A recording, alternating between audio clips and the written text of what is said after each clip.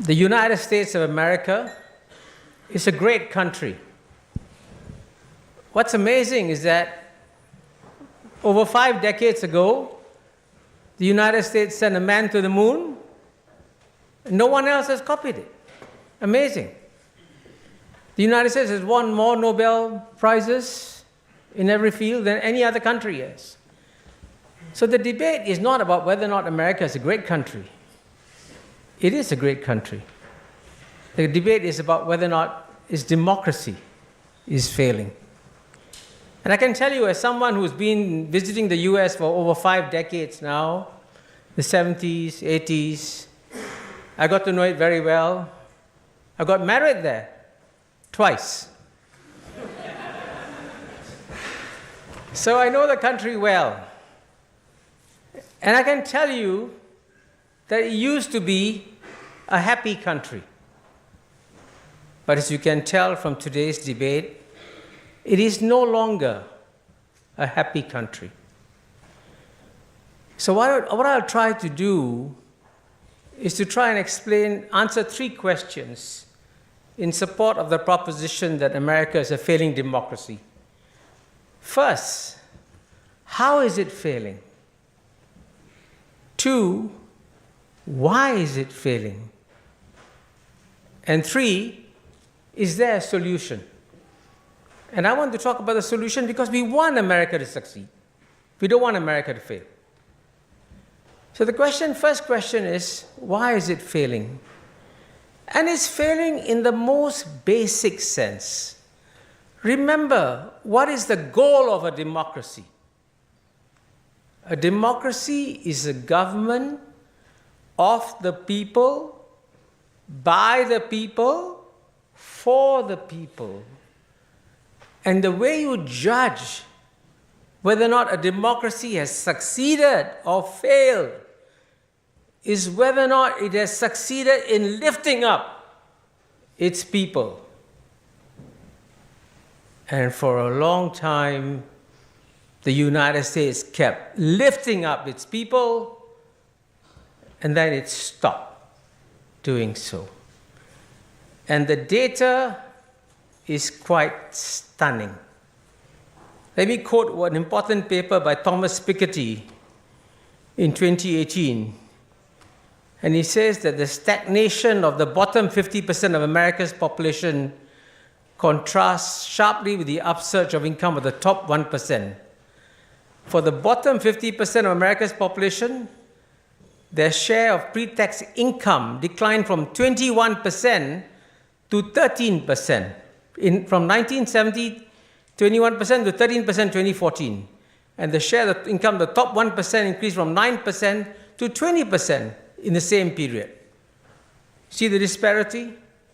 And in terms of household wealth, the share of household wealth held by the top 1%, 0.1%, went from 8.9% to 13.6%, while the share of wealth held by the bottom 50% went down from 3.8% to 2.5%. You can see, therefore, that the people are not benefiting from democracy. I wish I could show you this in the form of a slide where it shows that in 1970, the middle income population, the majority of Americans held 62% of the income, went down from 62 to 42% in 2020, while the upper income went up from 29% to 50%. So clearly something fundamentally has gone wrong. And the result of this, by the way, is that people are suffering. And you can see even in yesterday's column by Martin Wolf in the Financial Times, where he talks, by the way, about the extraordinary dynamism of the American economy and the suffering of the American people. And you know what's shocking? The United States of America is the only major developed country where life expectancy is going down.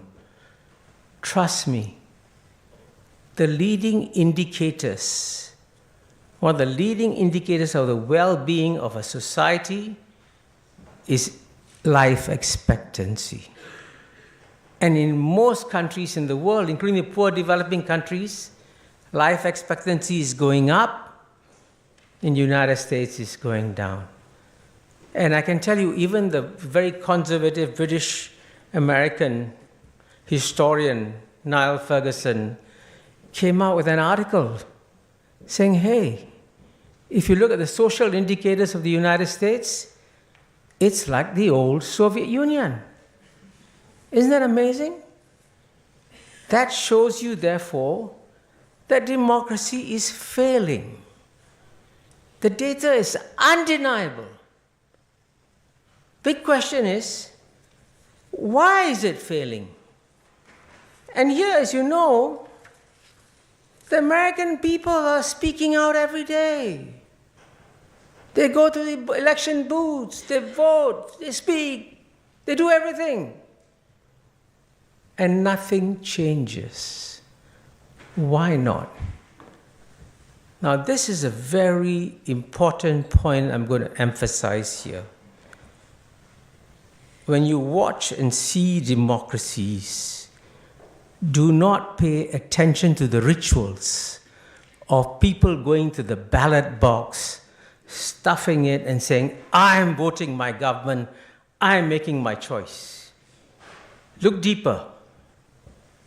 Because you will find, as you look deeper, that despite all these rituals and activities of democracy, nothing changes because the government has been captured. How is it captured? Let me quote to you two Princeton University economists, Martin Gilens and Benjamin Page. And by the way, they give extensive data. You can get a lot of this data in my book, Has China Won? I devoted a lot of time to explaining how this happened. And they say, when the preferences of economic elites and the stands of organized interest groups are controlled for, the preferences of the average American appear to have only a minuscule, near zero, statistically non-significant impact upon public policy.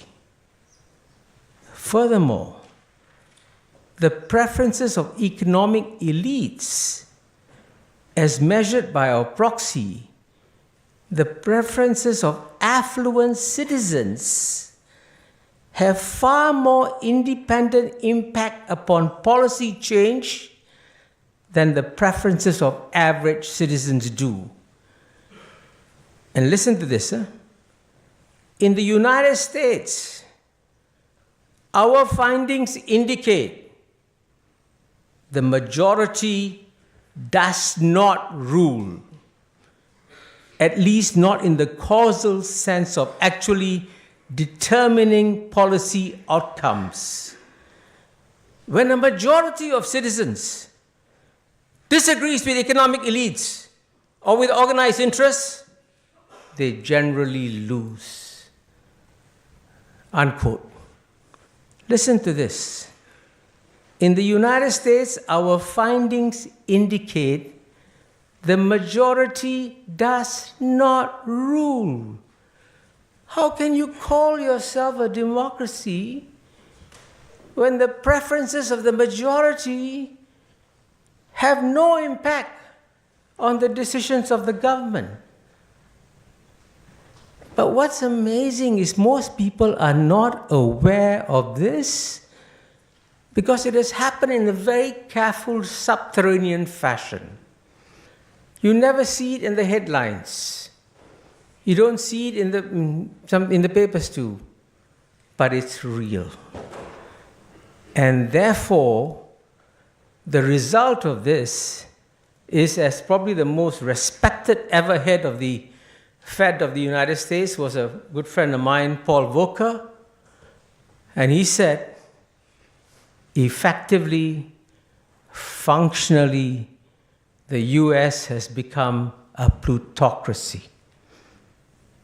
And let me make it very clear, a plutocracy is by definition not a democracy. So therefore, when you talk about a failing democracy here, you're dealing with a very serious challenge. Now, can we solve this problem? I actually believe it can be solved. But because it is so deep and structural, you have to find the structural roots of it. And I'm going to rush since I'm out of time. I'm just going to mention, you have to go back to, in some ways, the wisdom of the great philosophers that the United States had. And one whom I studied a lot was John Rawls. And John Rawls said in his book, Theory of Justice, that you can justify increasing income for the more affluent only if the bottom 10% also see a benefit for them. So if you want to give more to the affluent, go ahead, but make sure the bottom rise. But that means, this is very fundamental. When you talk about your most important ideals, focus not just on freedom. Because the great philosophers who came to Oxford in the 18th, 19th century always spoke about freedom and equality. Everybody forgets the word equality. That's so fundamental. If you want to create a society where the majority of citizens, especially the bottom 50%, feel a real sense of well-being, feel that they are also co-owners of the society, create arrangements that work for the majority, that's what democracy is supposed to do. And by voting for the proposition, you know what you're doing? You're helping America to say, wake up, it's time for a change.